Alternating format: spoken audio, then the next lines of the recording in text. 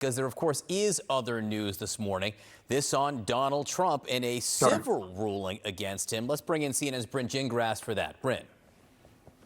Yeah, I mean, a huge ruling that happened, John. Basically, Trump's empire is shrinking just a little bit because of this ruling. Let me get into it. Basically, yesterday, a New York judge saying that Trump and his two sons overinflated their assets in order to get loans. Some of those assets, of course, we know about the golf courses. We know about his hotels. We know about his homes. Let me give you a tangible example of what was in this court ruling. If you think about his triplex in Trump Tower here in New York City, according to this ruling, Trump said that it's 3 times bigger in square footage than it actually is, over-evaluating the estimation of it by $114 to $207 million, according to this judge who didn't mince words and said to that a discrepancy of this order of magnitude magnified by a real estate developer sizing up his own living space of decades can only be considered fraud. Now, what happens next? Well, part of this ruling, the judge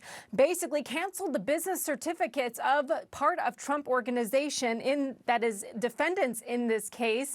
And basically that means there's commercial real estate here on Wall Street, also a family compound in Western New York, which will be dissolved. According to this judge, there will be a receiver put in place who will work out the dissolving of those properties. So this is a big blow to Trump, who, of course, has always talked about his wealth and the fact that he is a very rich man. And that's, something he would say on the campaign trail as he was getting into politics. But certainly this is something he's not happy about. Let me read you what he said in reaction to this judge's ruling on Truth Social. It says, "It is a great company that has been slandered and maligned by this politically motivated witch hunt. It is very unfair, and I will call for help from the highest courts in New York State or the federal system to intercede. This is not America." Now, this all coming just a week before the civil trial, which hits on other claims that were filed by the New York Attorney General, gets started. But there, as you can imagine, John, are appeals in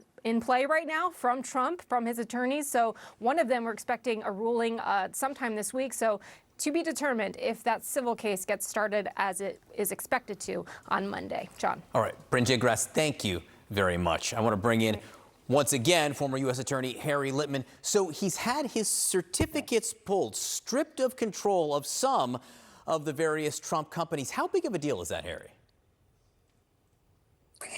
Huge. If it holds up, John, there will be appeals, as Bryn says. It is a sledgehammer to Trump and the entire organization in New York, including commercial properties on 40 Wall Street. As when that holds up, if it's affirmed, Trump Organization no longer exists. It may not do business in New York. Now, there may be some kind of, it's very complicated to dissolve a company. Maybe there's different kinds of corporate little twists and turns that leave him with something. But basically for him and his two sons, they are out of business in the thing that matters most to them. It's a death penalty for the brand, which, next only to his liberty is about the worst thing that can happen. So appeals will run, but the finding is very strong. $2.2 billion of inflation over this period. The Attorney General wants $250 million,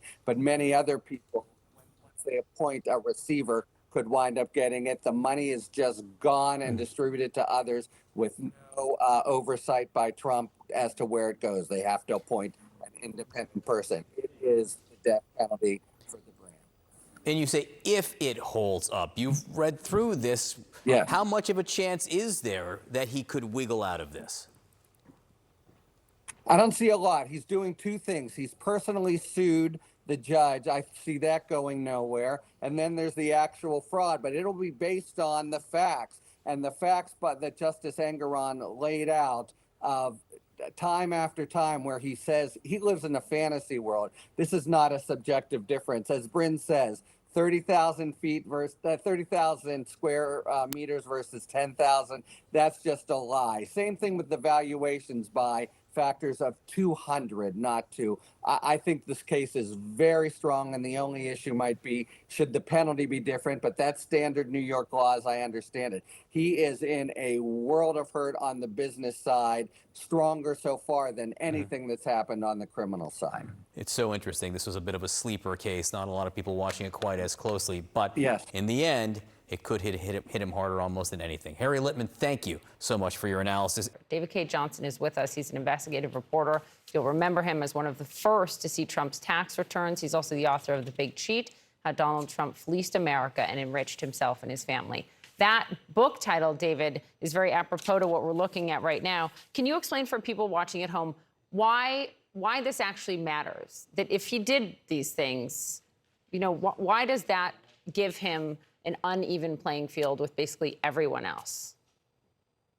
Well, by claiming that his assets were worth 2, 4, 10, and more times than that, their actual value, Trump received benefits in the form of bank loan terms and other matters. And the judge, in a very carefully written 35-page opinion, walks through this, shows that Trump had asserted that, oh, nobody pays any attention to my financial statements. Everybody knows that they're nonsense. And said, sorry, the world doesn't work that way in the real world.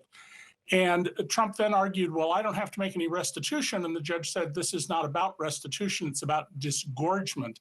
What I'll be teaching my law students in the spring is this analogy to it. You take $100 from the till at your employer when it closes, you go to the racetrack, you win $1,000, you put the $100 back. Not only did you commit a crime, even though the business was closed while the money was gone, but you have to disgorge the $900 gain from your winning bet. And that's what's happening here. And the judge has given the Trump companies the death penalty. Donald Trump, as of right now, is no longer a businessman in New York. David, just to kind of zero in on some of the specific examples, because I think it's important to actually detail some of this. You know, one in particular, the Trump filing had 30,000 square feet for the Trump Tower penthouse value. The actual size was actually 10,996 square feet. The overvaluation was estimated to be between $113 and $207 million. That's not small money here. That's just one example. I guess when you listen to the Trump's lawyers or their defense here, this is how things operated, right? I didn't believe that this was any different than how anybody else at my level was operating. How egregious is something like that in terms of the world in which he was operating in business-wise? Well, Trump is not the only person to inflate his assets, but the judge points out we're not talking about minor discrepancies, an extra 10% or something. We're talking about massive discrepancies. And Trump has been doing this for the whole 35 years that I have been covering him. He just makes it up. And that's why the judge not only held that all of Trump's business licenses are canceled, but he fined 5 of the Trump lawyers $7,500 each for making up false arguments, for stating the law said things that it said the opposite, and other misconduct on Donald's behalf. This is just finally a ruling against Trump and his sons, not Ivanka Trump, who was involved in business. Can you explain to people why? Ivanka got herself removed from this case. So it's Donald, his 2 older sons, Alan Weiselberg, and I think 2 other employees of the Trump organization. And in New York, you cannot operate a business except as a sole proprietor, like my book writing business, unless you have a license from the state. And the judge has canceled all of those licenses, all of which fall under the umbrella of the Trump organization. This is a corporate death penalty. When you've written so much, not just about kind of the in-the-weeds financial dynamics, but also the man himself. What do you think this means, the death penalty that you're laying out here? What would this mean to somebody like Trump? Well, Donald potentially can end up with nothing but his presidential and television show pensions. Eventually, after he appeals, which he will, and of course for his whole life he'll insist he did nothing wrong, because Donald has said in his whole life he has never done a single thing that requires seeking forgiveness. Those assets will be seized, they will be sold, and clearly they will not bring the highest prices. Creditors, the fines due to the state and taxes will be paid first, and if there's anything left, Donald will get that money, but since he inflated his assets, it's not likely to get much, if anything, Phil. David K. Johnson, thank you for your expertise this morning.